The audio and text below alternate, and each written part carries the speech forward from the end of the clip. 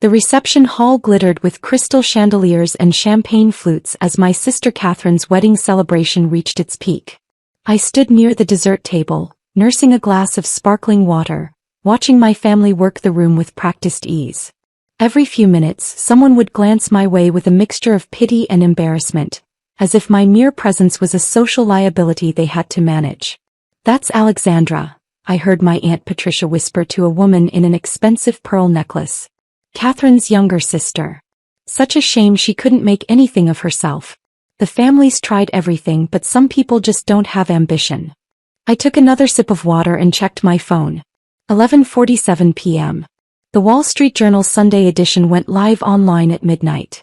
My publicist had confirmed the embargo lift time 3 days ago. 13 minutes until the article published.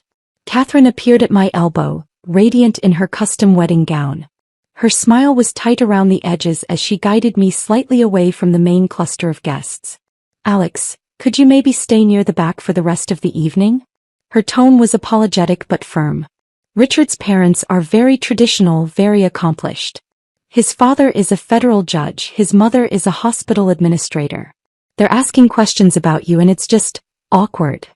"Awkward," I repeated neutrally. "You know what I mean." Catherine glanced over her shoulder at her new in-laws, who were indeed watching us with poorly concealed curiosity. "They asked what you do and I didn't know what to say. You're 26 and you don't have a real job. You don't have an apartment, you barely own anything. It looks bad for the family." "I see. Mom suggested I tell people you're taking time to find yourself," Catherine continued, lowering her voice. "But Richard's mother is very practical. She doesn't understand finding yourself as a career choice. So I just said you were between opportunities. That sounds better than unemployed, right?" I smiled slightly. "Much better. Don't be like that." Catherine's expression shifted to frustration. "You could have tried harder, Alex. You have a degree from a good school. Dad offered to get you an interview at his firm. Uncle James said he could find you something in marketing. But you turned down every opportunity and now here we are at my wedding, and I have to explain why my little sister is a professional failure." "Is that what you told them?" I asked.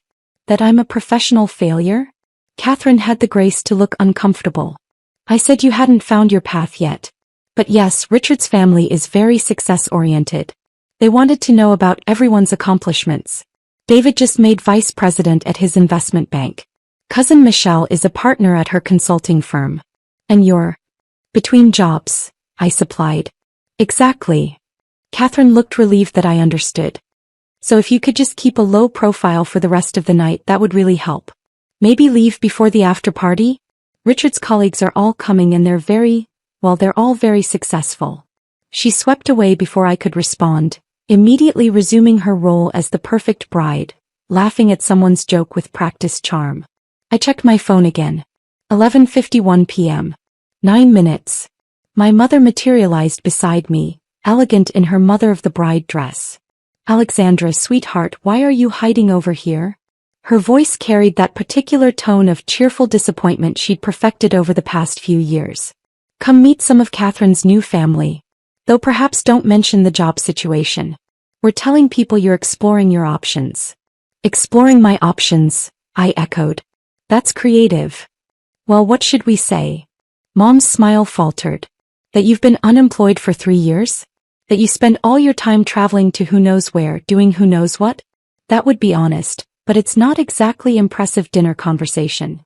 "I suppose not. Your father and I have been very patient," Mom continued. "We supported you through college, we gave you time to figure out what you wanted. But at some point, darling, you need to actually do something. Look at Catherine, she's a senior marketing director at a Fortune 500 company. Look at your cousins, your friends from school. They all have careers, apartments, lives. What do you have?" I took another sip of water and didn't answer. Mom sighed. "Richard's parents asked about you. His father wanted to know what field you were in. I said you were in business development, which sounds respectable enough, but then his mother asked which company and I had to change the subject. It was mortifying, Alexandra. At my own daughter's wedding." "I'm sorry you were mortified," I said quietly. "I just don't understand what happened to you," Mom said, her voice dropping to a more genuine tone of concern. "You were so bright in school. Such potential. And now you're 26 years old with nothing to show for it. No career, no prospects, no stability. What are you going to do with your life? 11:54 p.m. 6 minutes. I should probably get some air, I said, moving toward the reception hall's terrace doors. Don't disappear, Mom called after me. We're cutting the cake soon and Catherine wants family photos. Try to smile and look successful at least for the pictures. The terrace was blessedly quiet, overlooking the venue's manicured gardens. City lights twinkled in the distance. I leaned against the stone balustrade and opened my phone's browser, navigating to the Wall Street Journal's website. The current front page showed yesterday's headlines. In 6 minutes that would change. Behind me I heard the terrace doors open. My father stepped out, loosening his bow tie slightly. He spotted me and his expression shifted to that particular blend of disappointment and resignation I'd grown accustomed to. Your mother sent me to find you, he said, joining me at the railing. She's worried you're going to leave early and make Catherine upset. I wouldn't want to upset Catherine on her special day, I said. Dad was quiet for a moment, staring out at the garden. You know, when you were younger I thought you'd be the one we'd be celebrating like this. You were always the smartest one. The most driven. I thought you'd take the business world by storm. Things don't always work out the way we expect. No, he agreed. They don't. But Alex, this isn't about expectations anymore. This is about basic responsibility. You're living off savings from a college graduation gift, staying in hostels and cheap hotels, doing God knows what with your time. That's not a life. That's prolonged adolescence. I checked my phone. 11:57 p.m. 3 minutes. I've tried to be supportive, Dad continued. I've tried to give you space to figure things out. But tonight, standing in that reception hall with all those accomplished people, having to explain that my youngest daughter is essentially unemployed and directionless. It's hard, Alex. It reflects on all of us. I understand. Do you? His voice gained an edge. Because from where I'm standing it looks like you don't care. You show up to your sister's wedding in an off-the-rack dress, no date, no career to speak of, and you act like everything's fine. It's not fine. You're 26 years old and you're wasting your life. The terrace doors opened again. This time it was Catherine, followed by Richard and his parents. Catherine looked annoyed to find me out here. There you are, she said.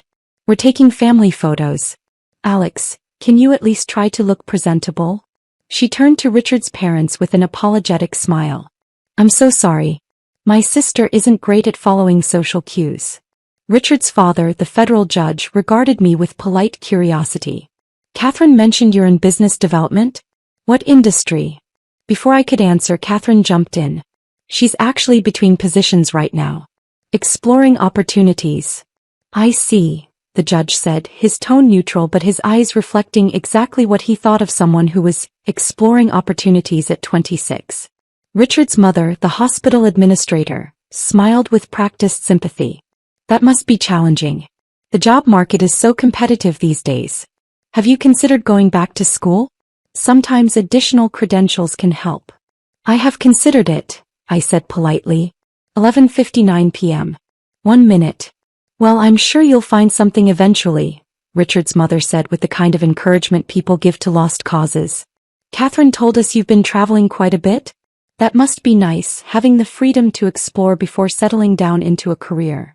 It's been very educational, I agreed. Catherine shot me a warning look. We should really get back inside for those photos. My phone buzzed in my hand. I glanced at the screen. 12 a.m. The Wall Street Journal's website refreshed. The new front page loaded. The main headline appeared in large, bold text. The Shadow Billionaire. How a 26-year-old built a tech empire in secret. Below it, a professional photograph I'd sat for 2 weeks ago. Below that, the subheadline, Alexandra Chen's stealth startup revolutionizes cybersecurity, valued at $3.2 billion in latest funding round. I looked up from my phone to find 6 pairs of eyes staring at me expectantly, waiting for me to follow them back inside for photographs where I would smile and try to look successful despite being the family disappointment. Actually, I said calmly, there's something you all should probably see. I held out my phone, showing them the Wall Street Journal's front page. My photograph stared back at them from the screen. For a long moment nobody moved. Nobody spoke. They simply stared at the phone, then at me, then back at the phone, as if their brains couldn't quite process the connection between the two images. Catherine found her voice first. Is that a joke? Is this photoshopped? It's the Wall Street Journal, I said. They don't Photoshop their front page stories. Dad took the phone from my hand with trembling fingers. His eyes scanned the article, moving faster and faster as he read. The color drained from his face. This says. He stopped, swallowed hard, started again. This says you're the founder and CEO of Sentinel Technologies. That you developed a revolutionary AI-driven cybersecurity platform that's now protecting 70% of Fortune 500 companies. 73% as of last month, I corrected gently. We signed 3 new contracts last week. Mom leaned over Dad's shoulder, reading the screen. Her hand went to her mouth. It says your company is worth over $3 billion. Says you're worth. Alexandra, it says your personal net worth is estimated at $1.4 billion. That's conservative, I said. My financial advisors put it closer to $1.6 billion after the last funding round. Complete silence on the terrace. Inside, I could hear the wedding band playing, guests laughing, the clink of champagne glasses.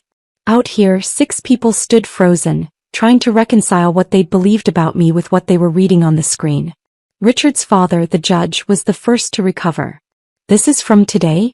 This just published. About 2 minutes ago, I confirmed. The embargo lifted at midnight. By tomorrow morning, it'll be in the print edition. CNN is running a segment at 6 a.m. Bloomberg at 7. CNBC is doing a full-hour special tomorrow afternoon. But Catherine's voice was barely a whisper. You said you were traveling. You said you didn't have a job. You let us think.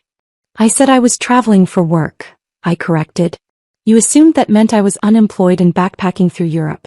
I was actually meeting with clients, investors, and strategic partners in 14 countries.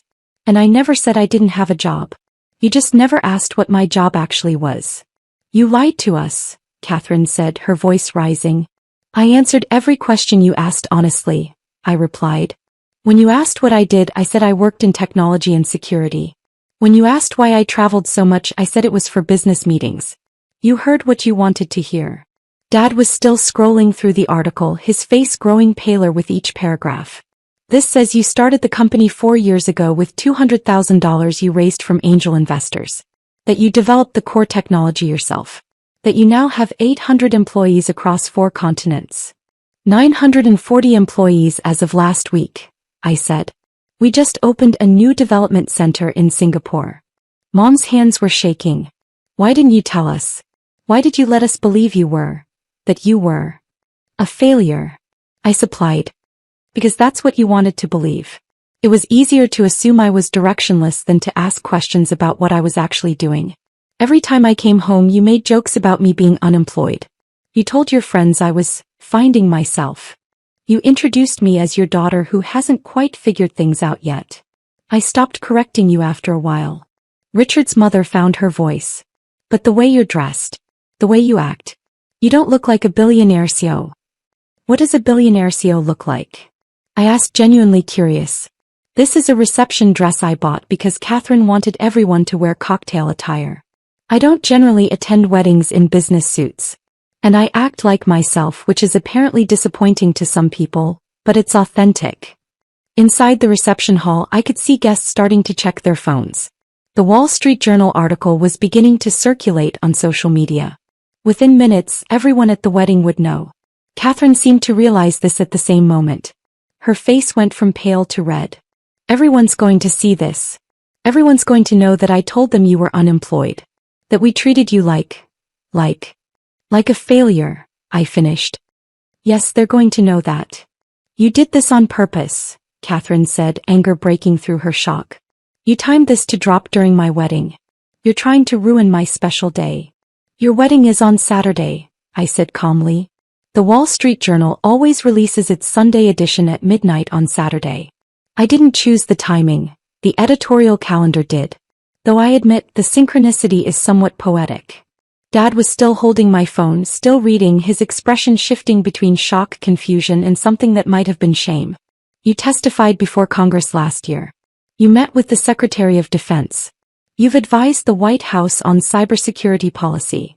3 times, I confirmed. Most recently about protecting critical infrastructure from state-sponsored attacks.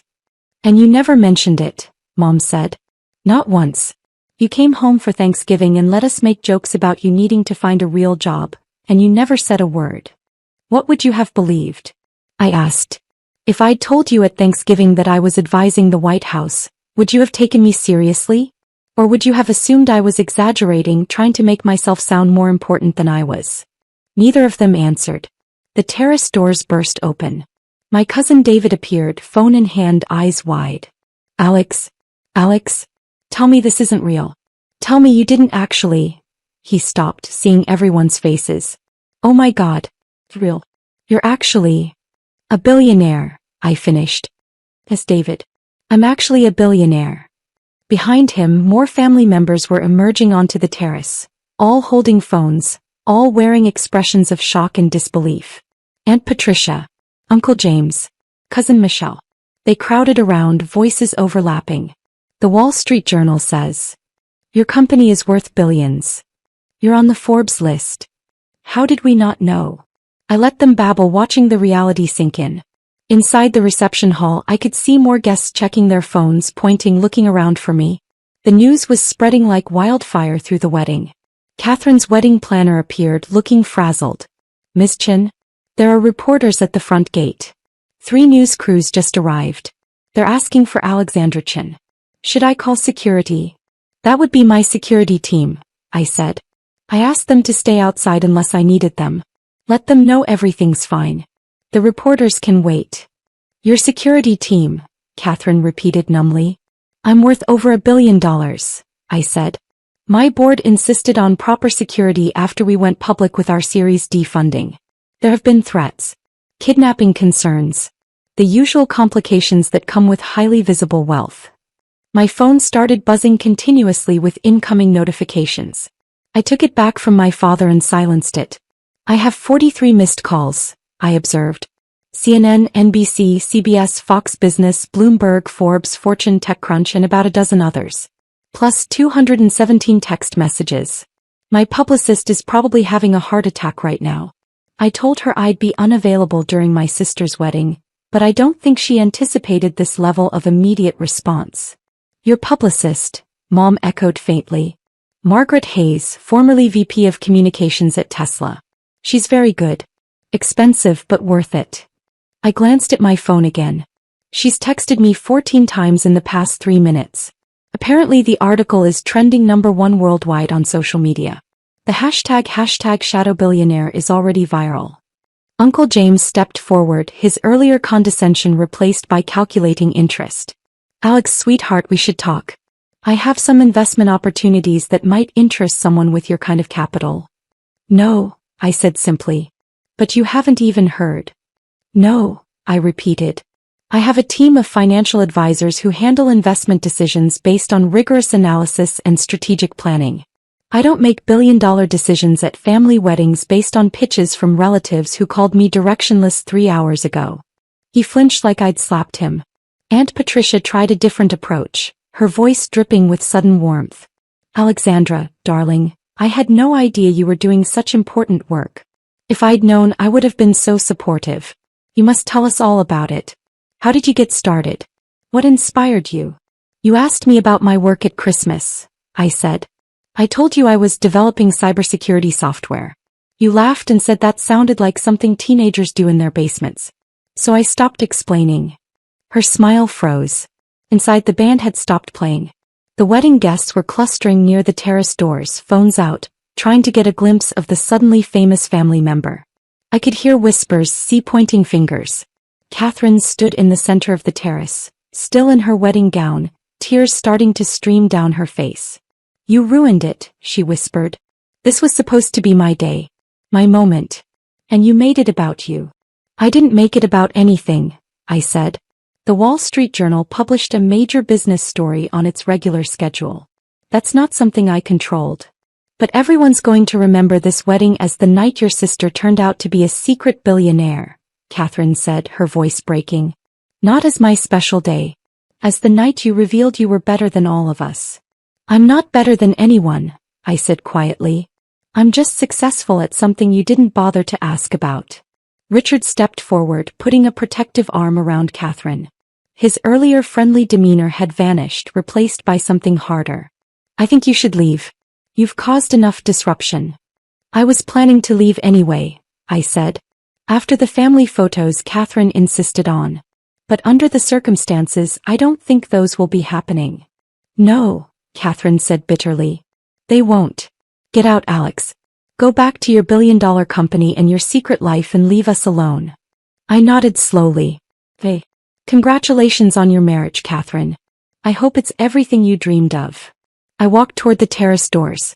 The crowd of guests parted like water, everyone staring, phones still recording. I could imagine the social media posts already being crafted. Was at a wedding when we discovered one of the guests was a secret billionaire. My father's voice stopped me at the doors. Alexandra. Wait. I turned.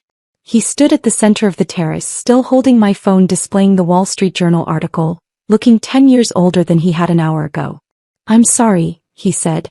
We're sorry. We should have believed in you. We should have asked more questions. We should have.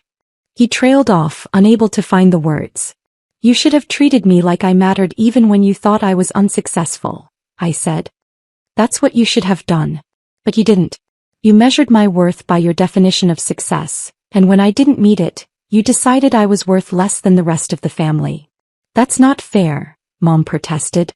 We were trying to motivate you.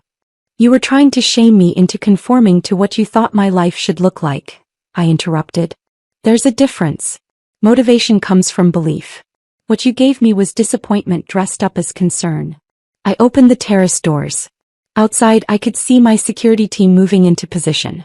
The black SUVs were pulling up to the front entrance. News vans lined the street beyond the venue gates.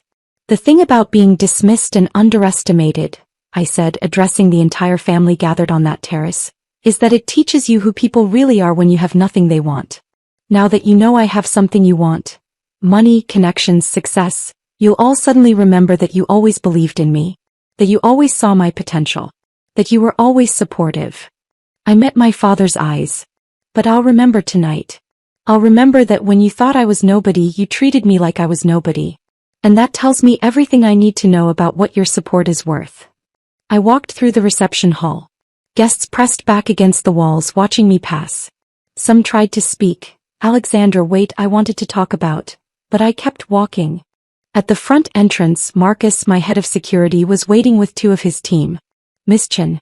We have a situation. Multiple news crews, approximately 50+ photographers and a crowd of onlookers. We can take you out the back service entrance if you prefer to avoid them. No, I said. I'll go out the front. Are you sure? It's going to be chaotic.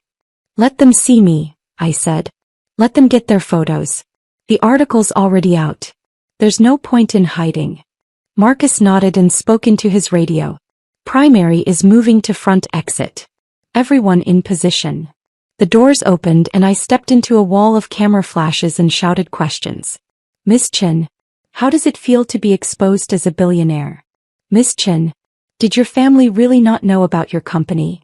Miss Chen, can you comment on reports that you're the youngest female tech billionaire? Miss Chen, is it true you started your company in a garage? I paused at the top of the steps, security forming a protective semicircle around me. Behind me I could see wedding guests crowding the windows, filming on their phones. Catherine's special day had indeed become about something else entirely. I'll make one statement, I said, my voice cutting through the chaos. The reporters fell silent, cameras focusing. I built my company over 4 years through hard work, innovative technology, and an exceptional team. I chose to keep my success private because I valued my privacy and wanted to focus on the work rather than the publicity. The Wall Street Journal article reveals details about my company and my journey. That's all I have to say tonight. Thank you. But Miss Chen, what about your family? That's all I have to say tonight, I repeated firmly. Marcus guided me to the waiting SUV. I slid into the back seat and the door closed, muffling the shouts and camera clicks. The vehicle pulled away from the venue, security car in front, second security car behind. My phone buzzed again. I looked at the screen. Margaret had sent a message. You're trending in 47 countries. CNN wants you live at 6 a.m. Fox Business is offering a primetime special. Forbes wants to move your cover feature to next week's issue. Call me as a P.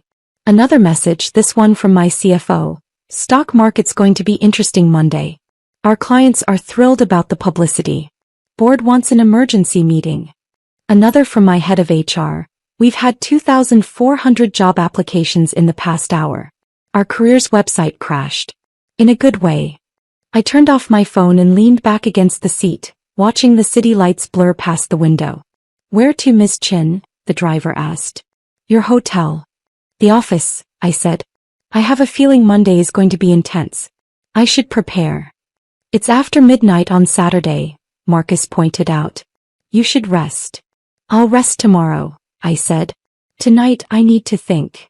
The SUV headed toward downtown, toward the gleaming high-rise that housed Sentinel Technologies headquarters. My company. My creation. The thing I'd built while my family dismissed me as directionless.